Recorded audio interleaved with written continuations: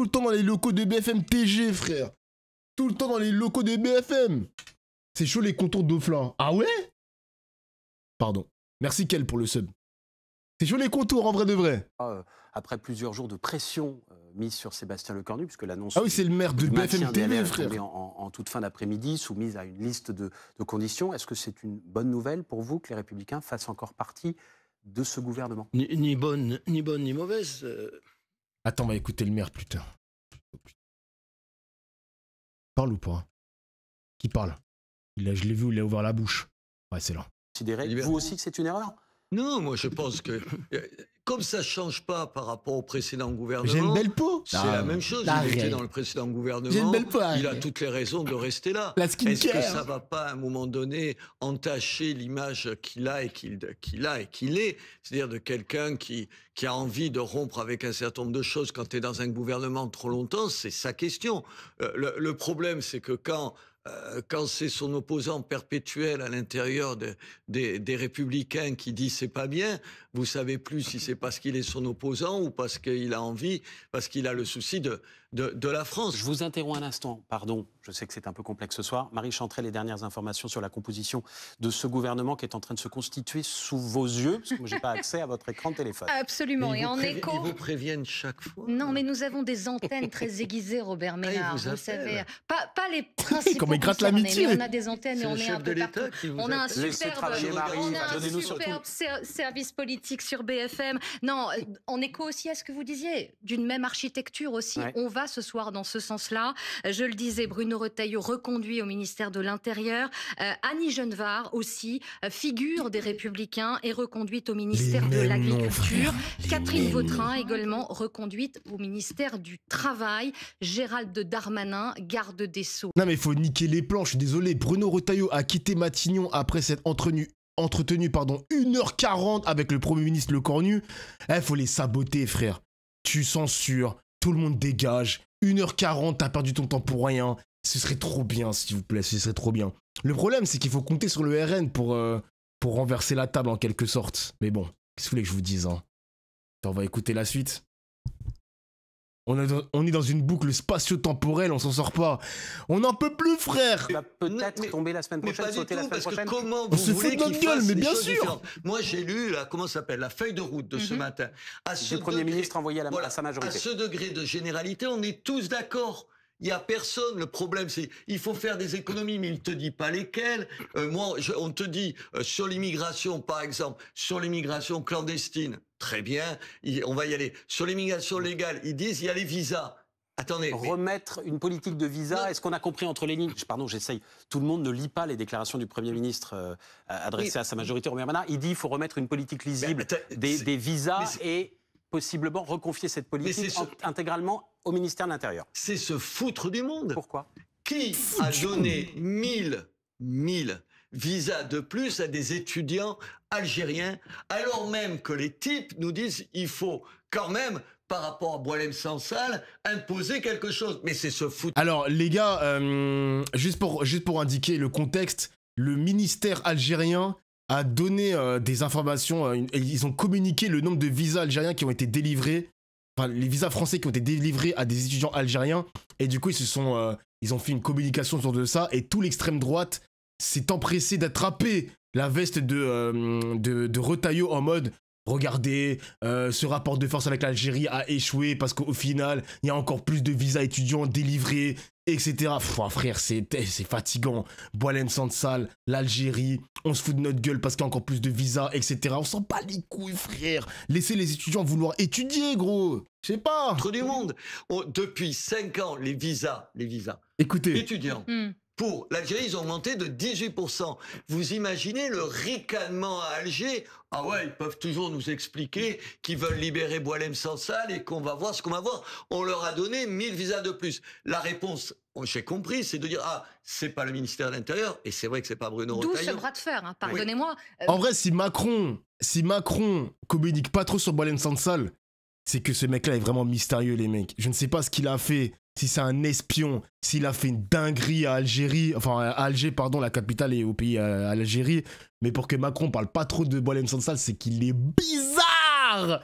Il est très bizarre, le Sansal. Bruno Retailleau qui souhaitait récupérer au sein du ministère. Très bizarre, le poteau. Hein. Mais attendez, pardon, je finis juste là-dessus. Plutôt que de peser les gens, c'est ça qui compte. On ne peut pas se foutre du monde à ce point des Français en leur disant on va établir un rapport de force parce qu'on a un écrivain franco-algérien en prison et en même temps faire exactement le contraire. La politique comme ça, Monsieur Chenu, il a raison. Continuez comme ça. Continuez à voter pour des gens comme ça, continuez à prendre les mêmes ministres pour les remettre, et oui, ils finiront par gagner les élections, même législatives. Je parle du Rassemblement national. Sur l'immigration, Henri Guénaud. Attends, mais il parle pour qui, là? Il parle pour LR. Après, LR, en vrai, il a une carte à jouer, Bruno Retailleau, les amis. Hein. Et c'est justement là où RN doit censurer, parce que si le RN ne censure pas, ça va laisser la possibilité aux LR de mener leur politique. Et si par exemple la politique, bon là on est vraiment sur la politique fiction les amis, mais supposons que la politique de LR fonctionne très bien, bah du coup les Français vont avoir cette continuité et ils vont être incités à voter par exemple pour les maires LR, et peut-être que Bruno Retailleau pourrait gagner des points pour les présidentielles de 2027. Donc à voir. Bon attendez, on va avancer un petit peu. Après, moi, je me fais pas de soucis, des amis. Hein. Je pense que ça va être une catastrophe. Hein. Je pense sincèrement que le pays ne sera pas redressé avec un gouvernement LR. En tout cas, s'il garde cette même trajectoire LR/macroniste, ça pue, genre vraiment, ça pue. Attends, on va écouter encore le maire de Béziers. Merci Maël pour le sub.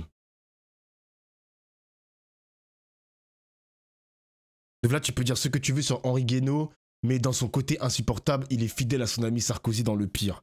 Ouais, ils sont juste best friends. Best friendo. C'est les meilleurs amis, quoi. Il n'y a pas de problème par rapport à ça. Pas de problème. À quel moment la politique des LR peut être bien? Si ça marchait, le résultat de Macron serait pas aussi désastreux. Ah mais je suis d'accord avec toi, hein, mais je suis d'accord. C'est juste qu'il faut pas, en fait, faut pas que le RN laisse la possibilité de faire hésiter ses électeurs en mode ah RN, non je préfère LR. LR est de retour, la ligne Sarkozy est de retour et peut-être que mon ancien vote Sarkozy va revenir avec Bruno Retailleau qui est son héritier. Faut pas que le RN laisse la possibilité de laisser cet espace politique à Bruno Retailleau. C'est tout ce que j'explique les mecs. Hein. C'est tout ce que j'explique. On connaissait le montant de la fraude, on connaîtrait la fraude, et donc voilà, on aurait un chiffre. Alors je vais tout de même sur les annonces du jour. Non, je trouve que la question est très intéressante. D'autant que je ne l'ai pas encore posée, donc elle est sans doute vraiment bien posée. Sur la fraude fiscale et sociale. Avant qu'on pose la question. Moi, je trouve que c'est intéressant de Merci parler de pour ça. le sub. Et vous voyez, je vais vous donner raison. Aujourd'hui, en gros, je te le fais court, simple, un peu simpliste, j'en reviens. Dès que tu parles de la fraude, à la gauche, tu leur parles de la fraude sociale, ils hurlent où ça n'existe pas, où on l'exagère et tout. De l'autre côté, à droite, tu parles de la fraude fiscale, ils hurlent en te disant mais ça ne représente rien du tout, allez voir le reste. Je suis d'accord avec vous là-dessus. Peut-être que si il y avait un certain nombre de gens qui disaient il y a l'un et l'autre, on va lutter avec la même ténacité, la même pugnacité contre l'un et l'autre. Mais je suis toujours sidéré, vous avez compris, et c'est pour ça que je vous donne. Après, la différence entre un fraudeur social et un fraudeur fiscal, c'est que le fraudeur fiscal, c'est déjà des mecs qui sont blindés de thunes. Le mec qui va faire je sais pas moi, il va mettre une virgule, il va déplacer une virgule pour avoir 100 € de plus sur la CAF. Eh vas-y mon gars, il n'y a pas mort d'homme frère, il n'y a pas mort d'homme. Évidemment sur le fond, il a pas tort, mais sur la forme, excusez-moi, un riche qui a des holdings, qui essaie de détourner ses impôts, etc. pour gagner de l'argent, pour avoir pas un bon salaire, mais encore une fois remplir son compte en banque alors qu'il est déjà riche, on peut pas mettre sur le même plan la fraude sociale et la fraude fiscale. Ah, c'est ridicule les mecs, excusez-moi, c'est ridicule. Ah, c'est ridicule. Ouais, il y a un écart massif entre les deux, mais bien sûr. Les raisons ne sont pas les mêmes, mais évidemment les mecs, des gars qui sont au SMIC, qui vont essayer de gratter quelques euros en plus en déplaçant une virgule, vas-y, tu vas pas lui tomber dessus. C'est pas un profiteur à la même échelle qu'un multimillionnaire, genre, vas-y, pitié. Oh. Raison, Henri. Peut-être que c'est ça être gaulliste. Je ne doute pas mon plaisir. Voilà, attendez, mais moi je peux vous donner raison sur plein de choses. Ah oui, Melka, mais je suis d'accord avec toi, mon gars. Je suis d'accord. Vous pas gentil, que vous trompez. Voilà, je pense que oui, il y a vrai. Moi j'ai lu tout ça. Ce qui me sidère, c'est encore une fois la généralité des propositions. Je vais les rappeler quand même ici même, parce qu'on n'a pas eu le temps de les donner, Robert Ménard. Carte vitale dématérialisée pour tous les Français d'ici 2 ans. C'est déjà le cas aujourd'hui, mais pas pour tout le monde. Recoupement des fichiers et usage de la big data pour pouvoir recouper entre les différentes administrations pour voir si quelqu'un a fraudé. Je termine juste, généralisation des arrêts maladie infalsifiables, alourdissement évidemment des sanctions, taxation des revenus issus du trafic de drogue qui serait... Aurore Berger sans ses lunettes, putain, ça fait trop bizarre de voir sa gueule. Également soumis à la CSG, les revenus estimés des trafiquants de drogue. Est-ce que tout ça, pour vous deux, vous dites que c'est pas assez? Ils sont déjà taxés. Ils seraient taxés davantage la CSG à 25. Oui. Désolé lui, mais j'ai pas trop envie de l'écouter, les mecs. Voilà, je vais plus écouter... qui le présente, c'est ça, Henri, le problème. Le problème, c'est qu'aujourd'hui, il suffit qu'un mec de droite propose quelque chose pour que toute la gauche dise le contraire, vote contre et le contraire. C'est pour ça que je ne crois pas qu'on puisse sortir de ça. Si... dans les semaines qui viennent, un certain nombre des mesures que vous venez d'énumérer sont votées, mais j'applaudirai, on applaudira tous. C'est une bonne chose pour la France. Je doute de la capacité aujourd'hui de l'Assemblée à voter quoi que ce soit. Je doute même de la capacité à tenir un débat serein sur quelque chose. Vous avez raison, qu'une carte vitale soit infalsifiable, bien sûr qu'il faut le faire. C'est pas le sujet le plus brûlant à priori. Non, mais vous avez tort. Vous avez tort. C'est un vrai sujet. J'ai jamais compris pourquoi la France n'a pas attaqué, n'a pas décidé de dématérialiser la carte vitale, genre. Pourquoi il y a une volonté de l'État de garder cette carte vitale? Si, là on parle juste de fraude sociale, je vais pas esquiver le sujet les amis, je vous explique. Tu sais qu'il y a de la fraude sociale qui est liée à la carte vitale. Bah pourquoi tu ne dématérialises pas? Pourquoi tu fais un... Je comprends pas, genre. C'est pour se faire du pognon. Non mais je sais pas, il y a une volonté un peu bizarre de maintenir cette fraude sociale pour ne pas s'attaquer aussi à la fraude fiscale. Parce que si tu t'attaques à la fraude sociale, il faudra forcément y passer à la fraude fiscale. Vous voyez ce que je veux dire? Est-ce que la carte vitale, elle est dématérialisée? Non, c'est... Après, moi, je l'ai même pas, la carte vitale. Hein. Moi, j'ai toujours eu le papier, les mecs, où mes droits sont ouverts. Mais je crois que ma carte vitale, je l'ai perdue depuis au moins 10 ans, genre. Je crois que je l'ai perdue depuis des années. Ah, je l'ai même pas, frère. Parce qu'il n'y a pas de la connexion en permanence. Ah. Après, t'as une application, non? T'es sérieux, PTDR? Les gars, je vous jure, c'est vrai. Je vous jure, c'est vrai. Genre, j'ai pas de carte vitale depuis une décennie, frère. Du coup, j'ai le papier. J'ai le papier qui prouve que j'ai des droits ouverts. Je suis maire d'une ville.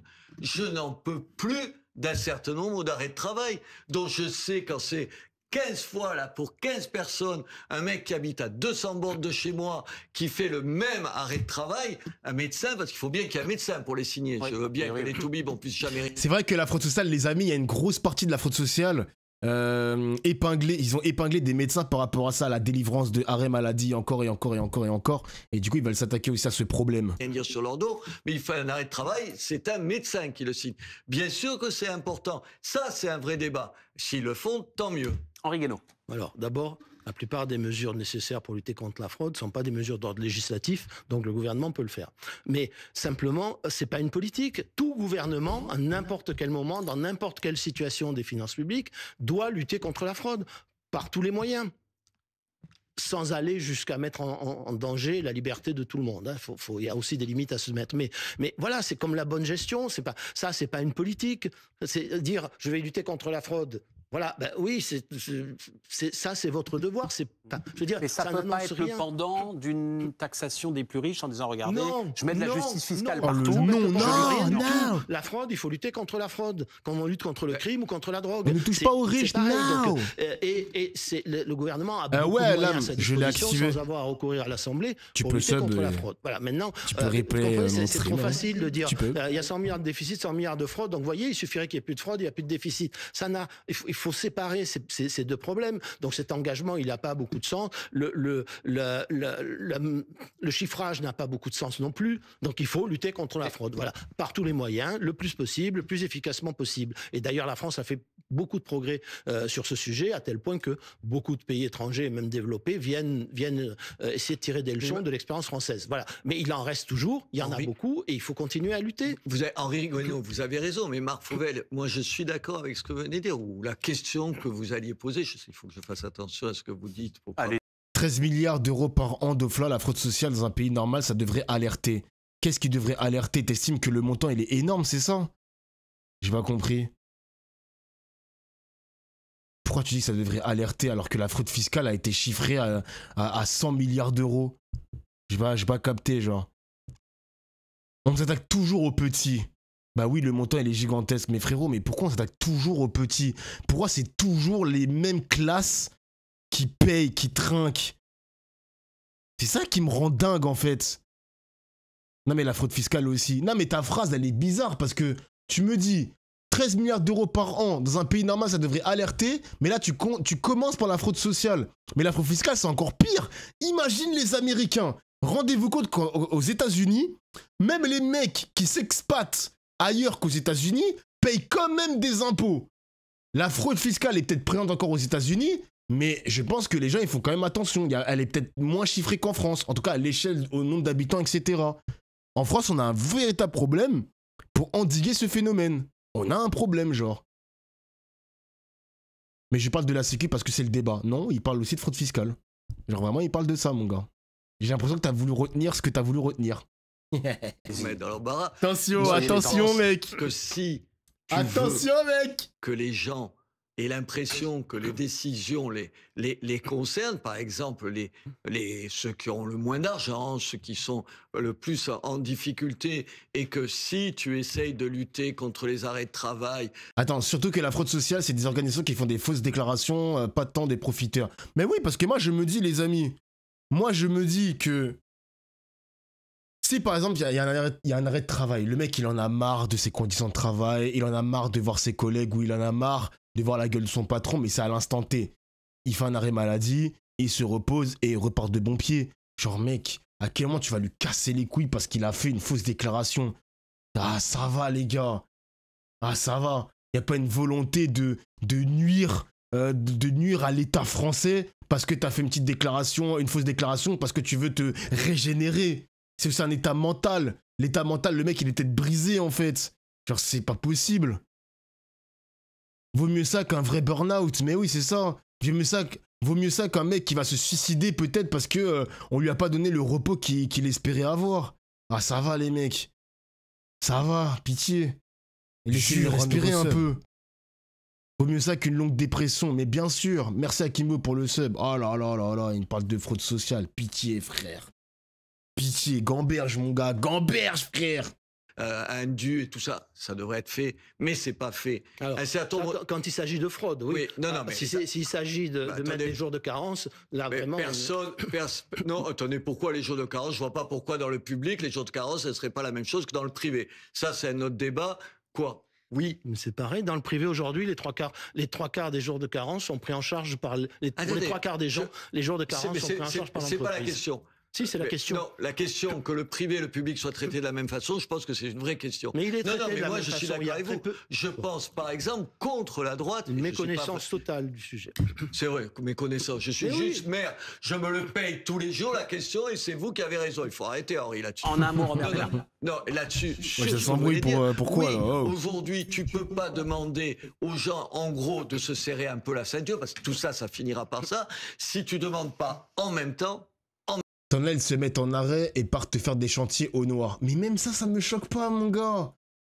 Même si le mec, il fait du chantier au black, mais laissez-les profiter du système. Il y a des gens aussi, ils en ont marre d'être au SMIC, parce que maintenant, avoir un SMIC dans la France de Macron, c'est pas possible. Donc même si le mec, il fait un arrêt de travail pour faire un chantier au black, parce qu'il a envie de vivre mieux et faire vivre mieux ses enfants, les nourrir mieux que de les nourrir avec de la nourriture bas de gamme, bah les mecs, mais laissez-les tranquilles, genre. Et laissez-les tranquilles. On s'en fout, je vous jure qu'on s'en fout, les amis. Je vous jure qu'on s'en fout. On s'en fout de ça, là. Bonne chance pour lui. Ça reste des miettes, mais évidemment que ça reste des miettes. On sait même pas si le chantier il est extrêmement bien payé et tout aussi, genre. Je sais pas.